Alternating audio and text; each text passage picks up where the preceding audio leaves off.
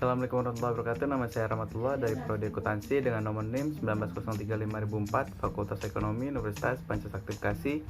Dalam mata kuliah yaitu Teori Akuntansi dengan dosen pengampu yaitu Bapak Briandi SEAK MMCA. Di video kali ini saya akan membahas tentang laporan keuangan konsolidasi. Definisi laporan keuangan konsolidasi. Definisi laporan keuangan konsolidasi adalah laporan keuangan yang mengungkapkan secara jelas posisi keuangan dan hasil usaha induk perusahaan dan anak perusahaan sebagai satu kesatuan.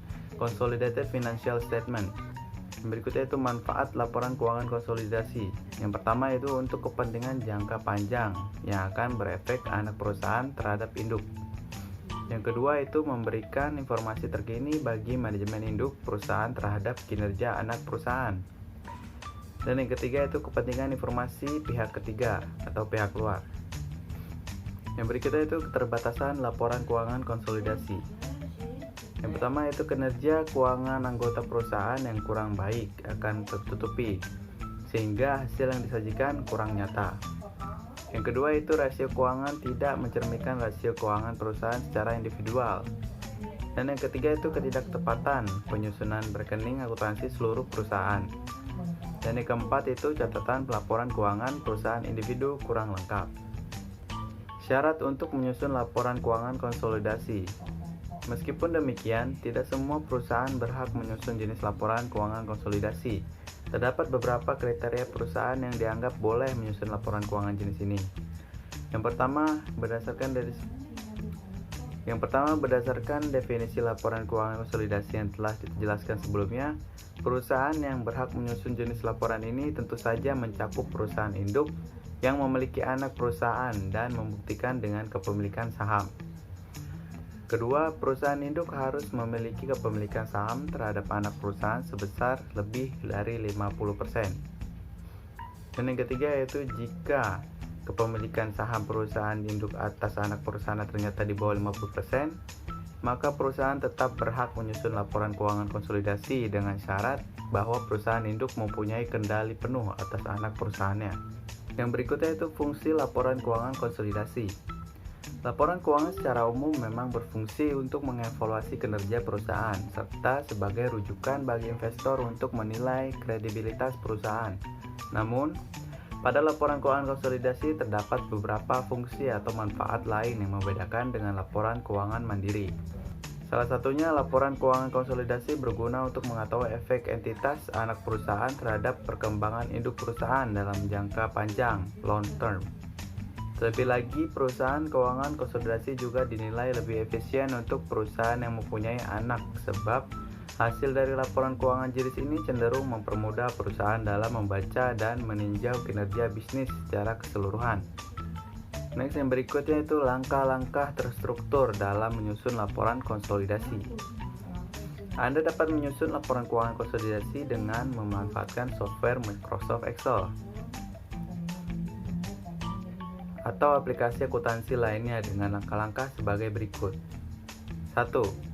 Pertama-tama, periksalah laporan keuangan balik milik entitas induk maupun entitas anak perusahaan secara keseluruhan. Pada tahap ini, Anda harus ekstra teliti agar dapat mengidentifikasi kesalahan atau kelalaian dalam pencatatan. Identifikasi ini berguna supaya koreksi dan penyesuaian dapat disegerakan pula. 2. Selanjutnya, Anda harus menyesuaikan tiap-tiap laporan untuk melakukan eliminasi terhadap laba rugi antar masing-masing perusahaan. 3. Eliminasilah penghasilan dan dividen dari anak perusahaan serta kembalikanlah saldo akun investasi anak perusahaan ke saldo ketika awal periode. 4. Lakukan penyesuaian untuk membuat catatan dari bagian kepentingan non-pengendali atas laba dan dividen anak perusahaan. 5. Pada laporan entitas anak perusahaan, eliminasi juga saldo residual investment yang tadinya dilaporkan dalam laporan keuangan entitas induk. Sebaliknya, eliminasi pula ekuitas yang tadinya dilaporkan pada keuangan entitas anak. 6. Jika ada selisih nilai wajar, lakukanlah alokasi dan amortisasi.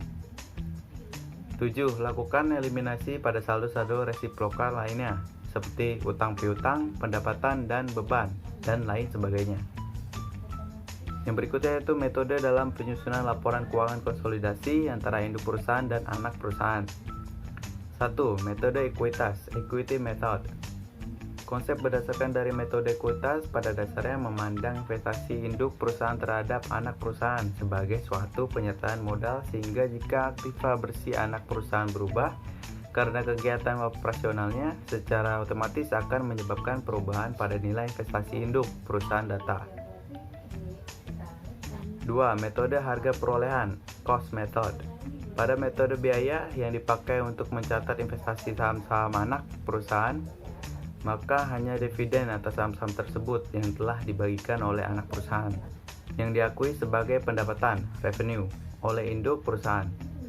Sebaliknya, laba atau rugi atas kepemilikan modal saham hanya timbul apabila sebagian atau seluruh jumlah saham yang dimiliki tersebut dijual. 3. Metode ekuitas tidak lengkap. Jika metode ekuitas diterapkan secara benar, laba bersih perusahaan induk adalah sama Jika metode ekuitas diterapkan secara benar, laba bersih perusahaan induk adalah sama dengan laba bersih konsolidasi, dan saldo laba perusahaan induk adalah sama dengan saldo laba konsolidasi. Persamaan jumlah laba dan saldo laba perusahaan induk dan konsolidasi ini tidak selalu ada. Persamaan tersebut tidak ada jika ekuitas diterapkan tidak secara benar, atau jika akuntansi metode biaya digunakan untuk investasi perusahaan anak. Contohnya, perusahaan induk dalam menerapkan akuntansi metode ekuitas mungkin mengamortisasi perbedaan antara investasi dan nilai buku yang diperoleh pada buku terpisah perusahaan induk, atau mungkin tidak mengeliminasi laba atau rugi antara perusahaan. Kelalaian seperti itu yang menyebabkan tidak lengkap penerapan akuntansi metode ekuitas. Kesalahan-kesalahan lain dalam penerapan metode ekuitas menyebabkan salah saji yang serupa dalam laba dan saldo laba perusahaan induk. Masalah yang timbul dari salahnya penerapan metode ekuitas atau penggunaan metode biaya untuk investasi perusahaan anak mungkin tidak seserius yang terlihat. Tidak ada pelanggaran terhadap prinsip akuntansi yang berlaku umum sepanjang laporan keuangan konsolidasi yang disiapkan bagi pemegang saham benar dan perusahaan induk atau investor tidak menerbitkan laporan keuangan yang telah diaudit oleh orang lain. Tetap digunakan metode biaya atau metode ekuitas tidak lengkap oleh beberapa perusahaan didasarkan pada asumsi bahwa penerbitan laporan keuangan konsolidasi hanya sebagai laporan keuangan yang disiapkan bagi para pemegang saham dari entitas utama. Yang berikutnya itu laporan keuangan konsolidasi metode harga perolehan atau harga pokok. Metode perolehan cost method adalah metode pencatatan investasi yang pada awal metode investasi, investor mencatat investasi sebesar biaya historical cost accounting. Dividen maupun distribusi laba dicatat sebagai penghasilan. Namun apabila dividen yang diterima melebihi bagian investor atas laba investi yang dipandang sebagai pemulihan investasi dan dicatat sebagai pengurang investasi. Tujuan utama dari penyusunan laporan keuangan yang dikonsolidasi yaitu untuk menunjukkan posisi keuangan dan hasil usaha dari berbagai perusahaan afiliasi yang merupakan satu kesatuan. Pada perusahaan anak, saldo rekening investasi saham selalu tetap jumlahnya kecuali jika terjadi penjualan atau pembelian atas saham-saham yang dimiliki. Yang berikutnya itu laporan keuangan konsolidasi metode harga perolehan pokok.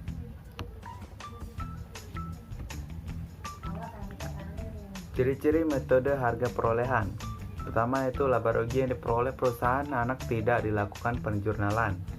Yang kedua itu eliminasi saldo modal, agio, LED perusahaan anak ditentukan dengan bertitik tolak pada posisi neraca. Yang ketiga itu hak minoritas ditentukan dengan bertitik tolak pada posisi akhir setelah transaksi di kertas konsolidasi. Kondisi pencatatan dalam metode harga perolehan. 1. Perusahaan induk mengakui adanya pendapatan hanya terhadap dividen atas saham yang dibagikan perusahaan anak. Kedua, laba rugi timbul jika sebagian atau seluruh saham yang dimiliki terjual. Ketiga, rekening investasi saham jumlahnya tetap. Yang keempat itu ada kenaikan atau penurunan LED induk. Beberapa hal yang harus diperhatikan pada metode harga perolehan. 1. Perkiraan. Investasi saham pada anak perusahaan tidak mengalami perubahan jumlahnya. Kedua, perubahan modal anak perusahaan akibat adanya laba, rugi, atau pembagian dividen tidak mempengaruhi perkiraan investasi saham pada anak perusahaan, atau induk perusahaan tidak menyesuaikan perkiraan investasinya. Yang ketiga, laba atau rugi dari anak perusahaan baru diakui oleh induk perusahaan sebesar presentase kepemilikannya pada saat akan disusun neraca konsolidasi melalui perkiraan laba yang ditahan untuk induk perusahaan. Baik, yang berikutnya adalah prosedur akuntansi untuk metode harga pokok. Prosedur akuntansi untuk metode harga pokok, perkiraan ini hanya tampak pada worksheet penyusunan neraca konsolidasi, yaitu 1. Perusahaan induk dan perusahaan anak. Walaupun berkaitan yang ada antara perusahaan induk dan perusahaan anak dapat menggambarkan satu kesatuan ekonomis, namun sistem akuntansinya harus mencatat status hukum dari transaksi yang terdapat dalam kaitan atau hubungan antara keduanya. 2. Jika yang digunakan adalah angka yang dilaporkan untuk saham perusahaan anak dalam perkiraan investasi. 3. Pengumuman dividen untuk perusahaan anak dicatat dalam buku perusahaan induk dengan mendebet perkiraan piutang dividen dan mengkredit perkiraan pendapatan dividen. Selanjutnya, penerimaan dividen yang diumumkan ini dicatat dengan mendebet perkiraan kas dan mengkredit perkiraan piutang dividen. Dengan demikian, apabila pada perusahaan yang baru dibentuk membagikan sebagian harta miliknya kepada para pemegang saham, berarti harus diakui sebagai penarikan kembali dari sebagian atas penanaman modalnya. Dengan anggapan seperti tersebut di atas, maka apabila dalam pembagian dividen ternyata ada sebagian di antara merupakan laba yang diakumulasikan sebelum terjadi kepemilikan saham oleh perusahaan induk, harus dipisah secara tegas, berhubung masing-masing harus diperlakukan berbeda satu sama lain. Alternatif teknik-teknik penyusunan neraca konsolidasi, meskipun dalam buku-buku perusahaan induk tidak dilakukan pengakuan terhadap bagian laba perusahaan anak yang belum direalisasi dibagikan sebagai dividen, namun demikian dalam neraca yang dikonsolidasi, jumlah tersebut harus diakui pula sebagai kenaikan atas saldo laba ditahan. Daftar lajur penyusunan neraca konsolidasi rekening investasi saham-saham perusahaan anak dan saldo laba ditahan perusahaan induk disesuaikan dengan bagian atas kenaikan saldo laba ditahan perusahaan anak.